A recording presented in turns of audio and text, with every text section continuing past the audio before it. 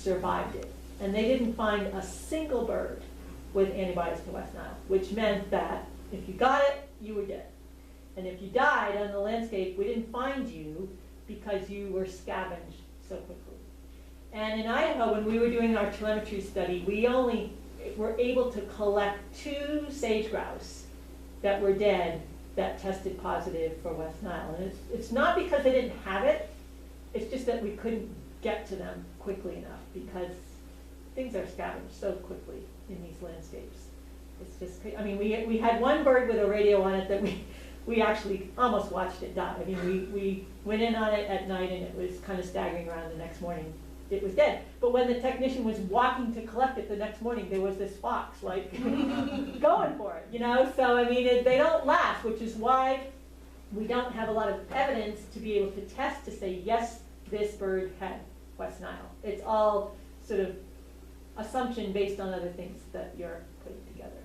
But we're quite certain that this is what's going on in West Central, and it is going on throughout the West, that the sage-grouse took a huge hit from West Nile when it first came out. So whoever scavenged them, did people do studies to see if they got West Nile? They don't. It's not transmitted that way. Yeah, no, it's a good question, but no, it doesn't happen that way. It's not, the disease isn't carried through the animal. You die of it, but somehow you don't pass that on. Your dad's a doctor. You could tell us why that happens. So anyway, this is the kind of thing that happens at the population level. And it's the kind of thing that we don't have a way of doing much about. I mean, yes, we can spray for mosquitoes, because that's what carries West Nile is mosquitoes. But really, how effective is that? And how damaging is that in itself? You know, these broad scale spraying programs, I mean, of all the healthy birds that are eating insects and mosquitoes, it's not helping them to collect those toxins either. So there's no real good answer. This is an example of an invasive. We talked about invasive species that can happen in populations. So we have mourning doves in Idaho. Very sweet little birds. They just kind of are, you don't really notice them too much, but we have them. But now there's the Eurasian collared dove that is non-native and has made its way here via the Caribbean and the Bahamas and landed in Florida. I mean, they had this so well documented, it's amazing, because it's just happened in the last 10, 15 years. But when did they reach Florida? The 80s. We know that it hit Idaho in the 2000s, just within the last 10 years. And now it has, and McCall is kind of an outpost, you know, because we're high elevation, we're cold, things have to be able to survive the winter here to make it, that kind of thing. But we've had them nesting in McCall for the last 5 years at least, and they are just going crazy. They are well adapted to being around housing and development and parks, and you know, they don't need remote forests to survive. They like being in here. And so as a result, they're finding all sorts of habitat. And they're outcompeting mourning doves. And it's, the rate of this expansion is faster than starlings colonized North America when that happened back in the 1800s. Was that when the 1800s was? Yeah. Yeah, and house sparrows. I mean, it's just remarkable how quickly this has happened. And so how do you tell the difference? They're bigger. They coo more like a dove than a mourning dove. A lot of people hear a mourning dove and think it's an owl. They think it's saying hoot, you know, hoo, hoo, hoo. And the Eurasian collared dove is actually cooing like a dove. And if any of you have traveled to Africa, perhaps, and that's the only place I can think of, so it's the only place I've been, where they have ground doves, and it's just that, you know, there's a noise that I associate with Africa, and it's zebras and it's doves, and these guys sound like that. So if you hear a sound that's like, wow, I feel like I'm in Africa, it's this. It's this nasty bird.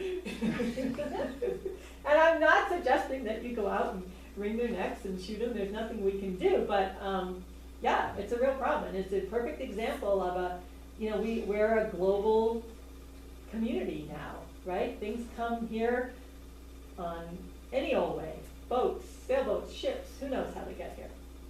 Pets, people's pets, if they let go, you know, and suddenly they're an invasive species. So this is a definite population risk. Okay, I think that's gonna, oh, we've got this one more. So that gets us to things that when we do come in conflict with birds, or when birds begin to interfere with our lifestyle or our possessions, then there's this dilemma of what do you do? And the perfect example is woodpeckers pecking on your house. And I don't even want you to tell me how you solve that problem, because I know how most people solve it, and it's not legal. We have literature that we give out at Fish and Game, that is this article that talks about why woodpeckers drum on your house and what you can do about it. I'm not bringing any with me, but if you call, we'll tell you. I mean, my solution, because it happens to my house, I have a log home too, and I am physically capable, and I know a lot of people aren't, to go up and hang bird netting from my rafters, and it just drapes down over the, not the whole house, it just drapes down from the eaves outside. And I do that for like 3 weeks while they're in this frenzy, and then they leave me alone. And I take it down, and I have the whole summer to enjoy my view again. And actually, I don't even see it when I look out the window. But it takes something like that. There has to be a physical barrier between the bird and the house to deter it. Because the fake owls don't work, and the loud noises don't work. Sometimes the streamers work, the fluttering things going on, so that might work. But I found the most effective thing is to just keep them out for a few weeks, and then I don't have to worry about it anymore. But I understand that that's not a solution for everybody. What if you're elderly? What if you've got a 3-story house? You know, you can't possibly reach the What's the illegal solution that people are doing? shooting. And birds, almost every bird is protected by the Migratory Bird Treaty Act, so you can't do that. Now, there is a provision in the act that says you can protect life, you know, property and this and that, but, you know, really, you know, do you have to actually shoot the bird? Can't you just shoot, like, make a loud noise to deter it? Or do what my friend Sue did and just say, okay, and hung up a woodpecker house right where they were pecking, and so now they're living in a house right in their rafters. It's great.